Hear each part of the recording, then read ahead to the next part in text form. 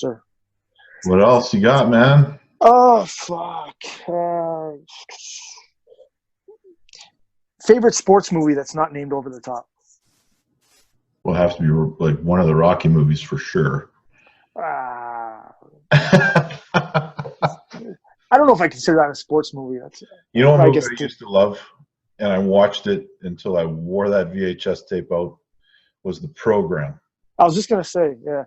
Yeah, some of those old football movies. The Program was great with that fucking. I remember that beastly white guy who put his head through a windshield when he was on so much juice, and then he got off the juice because he got tested and his game went to shit, and then gets Yeah, back on it.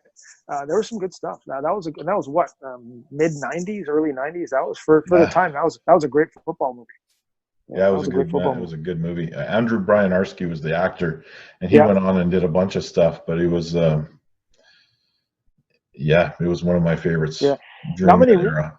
not many realize this. You probably don't either. But that actor didn't go on to do much. But he actually in the remake of Texas Chainsaw Massacre 1 and 2 that was done by a German director, again in the mid to late 90s. He played Leatherface. Of course, you never see his face because it's covered by some dead guy's skin. But he played Leatherface. And I remember watching it because I love the fact that they portrayed like the actor himself is not small. I think he's probably about 6'2", 260, 270 or whatever he was at that time. He was a little bit. He wasn't as lean as he was in The Program. But I remember saying I looked into who that actor was, and it made sense to me.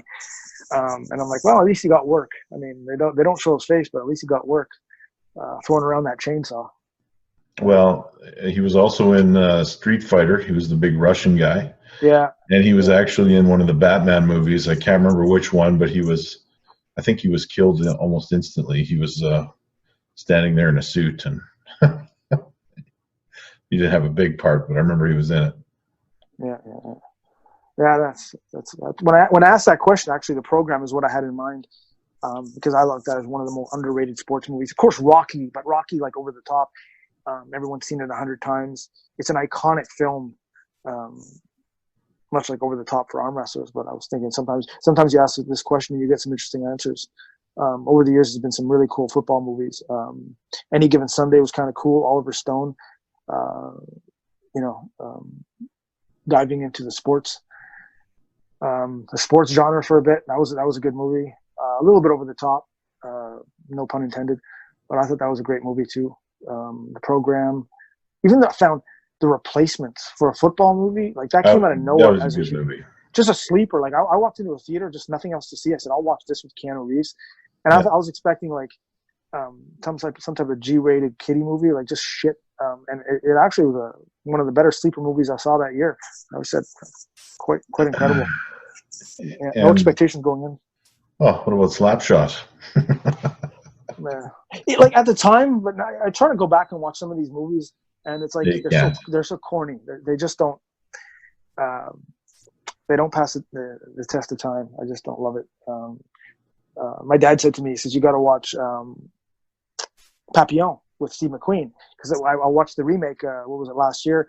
And it's a fucking phenomenal movie. I thought it was a great movie. He said, well, you got to watch the original. I said, well, I'll watch the original. And I'm like, Dad, this movie sucks. Like, it's very, very hard. The evolution of film and dialogue and acting and bigger budgets. Some movies, like Pet Sematary, the original was much better than the remake. Just more substance over style. Sometimes it works. But in other movies, man. Yeah, I wouldn't even watch the remake. It's doesn't interest me. no. And it kind of is starting to bug me a little bit that now they're all doing these Yeah, live action remakes of Disney films that were animated. Like, yeah. I'll watch them because my kids want to watch them, but that's about the extent of it. I will watch as many Rocky sequels as ever get made. I'll watch as many Rambo's sequels as ever get made. But if they decide to remake Rambo and stick someone else in there, I'm not watching that. Yeah, it won't be the same. No. Yeah. No, for sure. I remember watching the last Rambo that came out, 2011 or 12, and I remember saying, "Man, this isn't gonna work. He's too fucking old." And it was the fucking action sequences in that movie, the blood shots, the grotesque violence was like fucking right. Like that was a great fucking movie, man. Yeah. Well, you don't get I mean, I'm a big fan of the John Wick movies too, and you see that kind of stuff. But it's the stuff that we grew up on, the movies, the cartoons, all that stuff, the level of violence that was in those things is crazy compared to what we have today. Yeah. So I don't know. Yeah. I was talking to a friend. He said talking about the best action movie action stars of the 90s, right? So you have, of course, Schwarzenegger, you had Stallone. Stallone. You had Van Damme, and you had Steven Seagal, and he was a big Van Damme fan. And I'm like, that shit didn't like in a fight. You're never gonna do a 3 jumping roundhouse kicks to a guy's forehead. Like, you don't see that. But I said Seagal would just like break fucking arms and stuff. Seagal, I love watching Seagal. He was like a no nonsense, bust arms, throw you through fucking plate glass windows. I thought Seagal was awesome. I can watch Above the Law and all that shit today. Like that stuff carries. I loved him. Like, I thought he was just no fucking around. I hated Seagal movies. Finally, we fucking disagree on something. Oh, come on. We had to go into 90s action movies to fucking disagree with something. Fuck. Well, I love the King's Move. I'm just kidding. Yeah. So what was your beef with Seagal? He didn't look tough. He didn't look tough enough for me. Like, he just didn't have the part, man. I was into, like, I wanted to see. I'd rather see Lou Ferrigno than Steven Seagal, even though he was the shits as far as acting goes. Yeah. Like The Cage. Remember that old movie? Yeah, I saw that. He plays a mentally handicapped guy that is forced to fight inside of him. That was a great movie. Yeah. Seagal, never. He looked like it was martial arts from the couch. Like, it was. There's no moves he did that. It just wasn't impressive to me. I wanted somebody that looked like they could kick ass as well as just actually kicking ass. Yeah, I thought it was more feasible because he was, Seagal was like 6'3", although he wasn't a ripped, toned, but he was like 230, 240. And like, his martial art's a badass martial art, right? It's like, I think it translates well to street fighting, more so than Van Damme and his flying around Taekwondo bullshit, Kung Fu stuff. And he was like 5'8", 170, smoking guys with roundhouse kicks in the air, slow motion style. I'm like, come on. I thought that was more laughable. My all-time favorite action movie might be the 1984 Predator with Schwarzenegger. They've done tons of remakes, but the 1984 version where they had Jesse the Body Ventura, Carl Weathers, that's still today. I was watching it the other day. I watch that movie like twice a year, no matter what. That movie from 1984 still fucking carries. Like, what a great movie. That movie, all the remakes suck. They all suck. Yeah.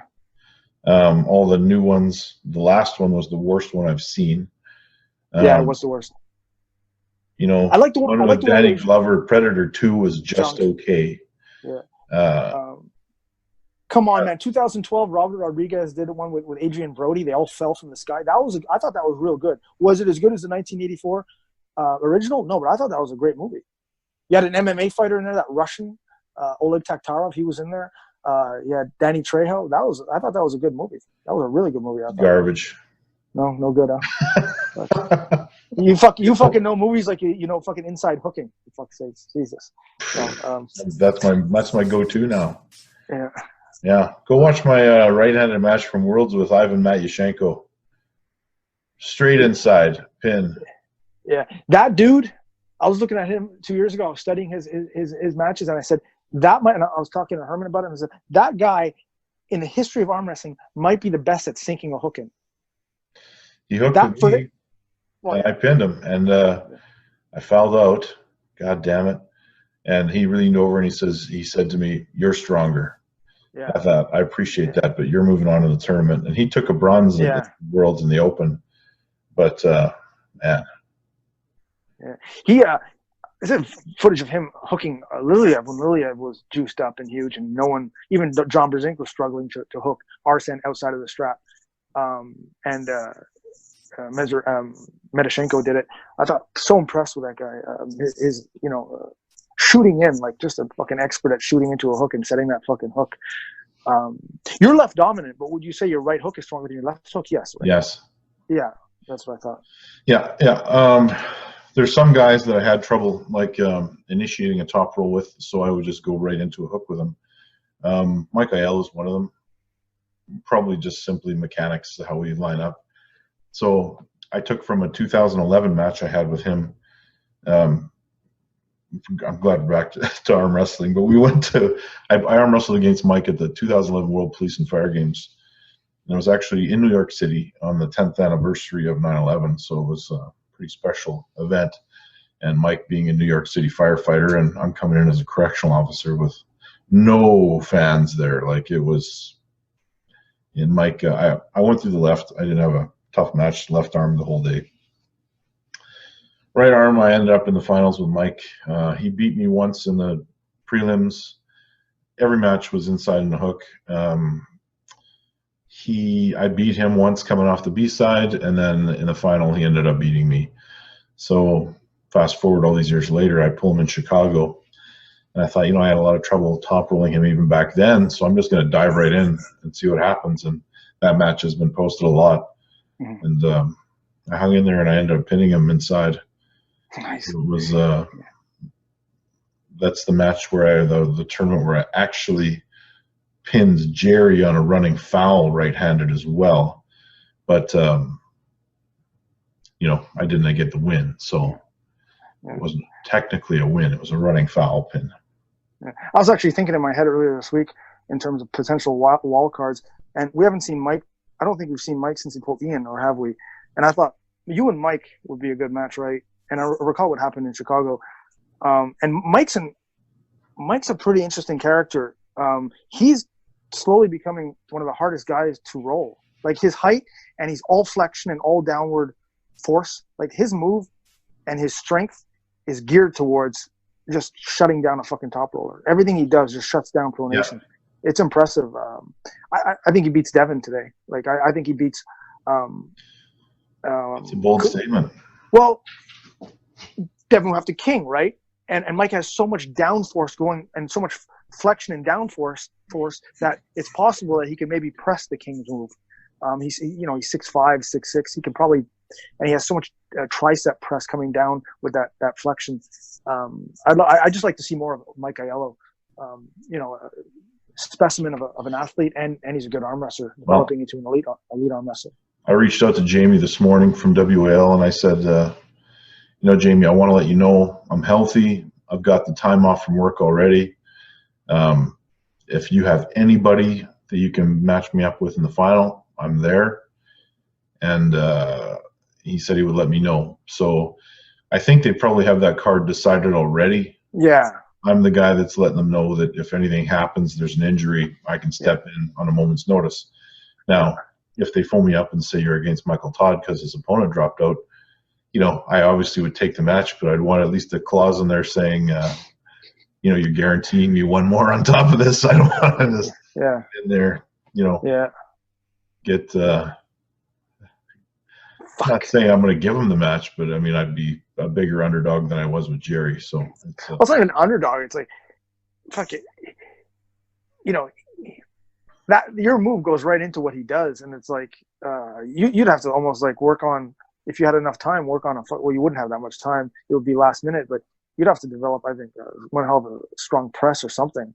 And it's a wicked with their rules and their pads and everything. That a well executed King's move is almost like the trump card in that league. Fucking incredible stuff. It's So it is what it is. I was thinking of, we were talking about Travis yesterday about the last week about the rules, and I thought it would cost too much money, not cost effective, but you create a table, an arm wrestling table, with sensitive balances, and the more you drop your body, the higher the pin tag goes. So the more you drop your body, the higher the pin tag goes. So I mean, as you drop down to the king, you can get pinned at 5 inches, 5.5, 6 inches. But I mean, it would just be a way to minimize people dropping their body. The more you drop, slightly higher, it would be proportional. So the more you drop back, the higher the pad would go fractionally, to the point where people would say, fuck, I'm just going to stand upright and pull, because guys are pinning me all over the place. Because you want to kind of, I believe you want to, going forward, you want to minimize the King's move, but you don't want to like, you want still people to be creative. And I'm like you, the Norm Devia, which is in the King move, or even the Crazy George move, 9 times out of 10, Crazy George is not in what I consider a King move, or 8 times out of 10, depending. But you definitely want to do something with when the head goes below, or when the that stuff we want to try to minimize, I think. But Wall has smart people doing this shit, and if they think it brings in viewers and it's good for the sport, it's good for their company, it's good for the bottom line, maybe they're right. Who the fuck knows? Well, it's tough to argue, but yeah, I mean they're the number one thing going right now, right? I mean, Zloty's coming up in what? Zloty's coming up in end of October, early November, and people don't really talk about it. The Worlds are coming up. People aren't really talking about it. They're talking about the Wall. They're talking about the King's move, and maybe that's the goal. Maybe the IFA a little bit, but it's going to be with all the unrest over there. It's I don't know. Yeah. I don't know. We didn't talk about the Chinese Open very much, but I don't think there's a lot to talk about there. There's it's around the corner. John's going to go over as the spokesperson, right? But it's the money is so spread out that I don't think that it's going to get many Westerners going over there to actually arm wrestle. Yeah, and imagine the cost just of travel and hotels. Yeah, I mean the payout would have to be something spectacular for you to be able to recoup that and then some for top 3 finalists.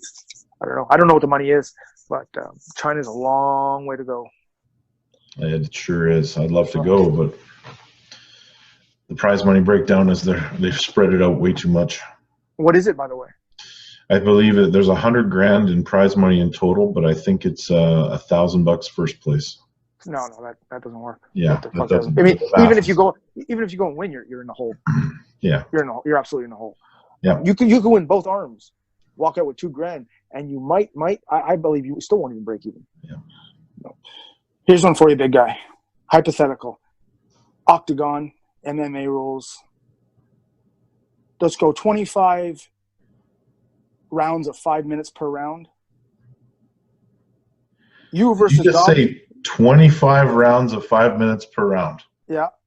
You versus Gobby, you have one arm tied behind your back. Who wins? Which arm?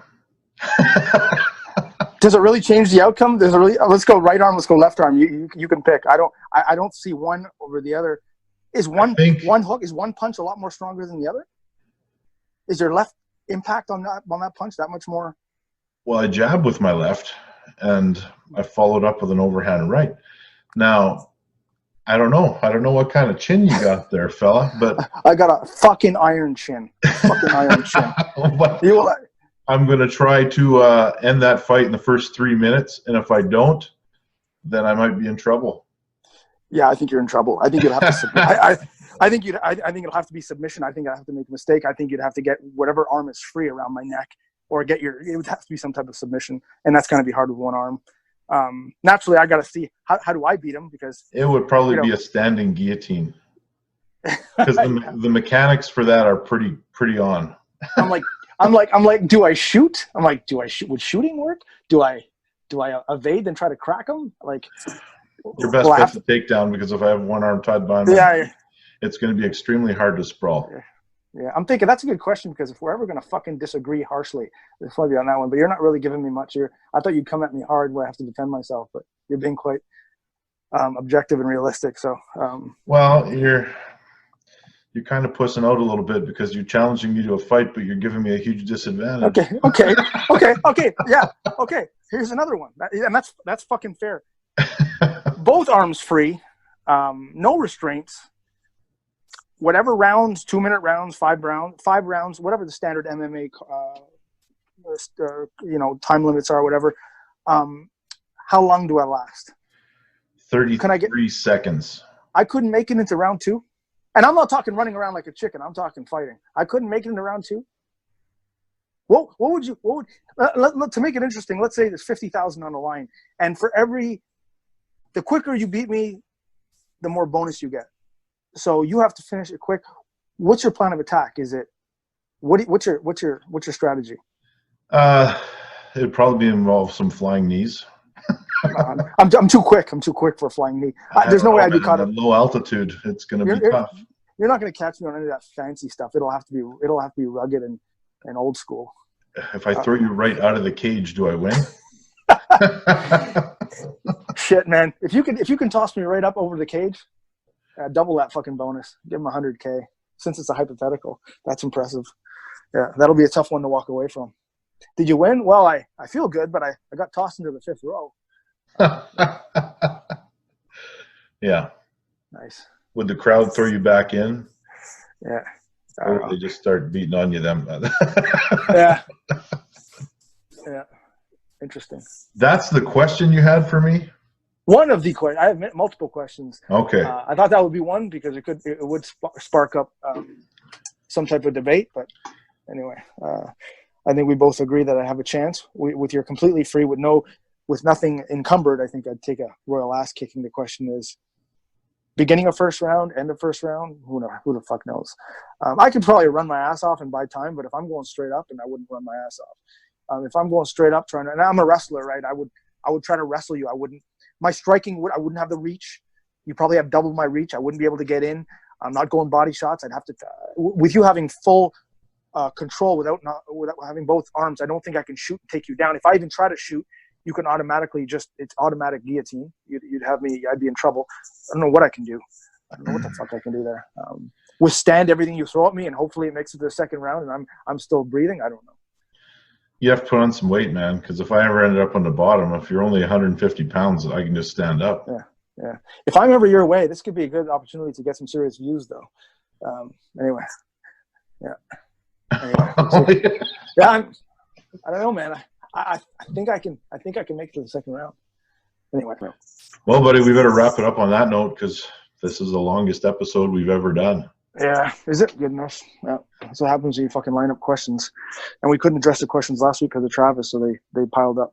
Anyway. Yeah, we talked about movies for 20 minutes too. Yeah. Anyway, so we'll looking forward. We'll Paul in and maybe a couple other ideas we can mull over and get a guest in a couple of weeks. And yeah, like I said, next week's episode it'll be fucking right all around that card Thursday night. We'll be. Make sure you buy that pay-per-view. Yeah, definitely, and we'll go right through the post analysis of that fucking card, and hopefully, man, I'll be all over. I hope Todd Hutchins wins that. Well, even Jerry, like two guys I really love watching. It's unfortunate only one of them can win, but that's a strong card. It'll be fun to watch. Yeah. All right, man. For those that haven't subscribed yet, you make sure you do that, and we'll see you guys next week. Don't forget, we got $20 on that match, don't we? That's right. Todd, and you're going to pay up that morning. E-transfer all day, baby. Yeah. No worries. Yeah. It won't be the first time I lost a bet and had to pay up online. All right. Take it easy, buddy. Right on. Later.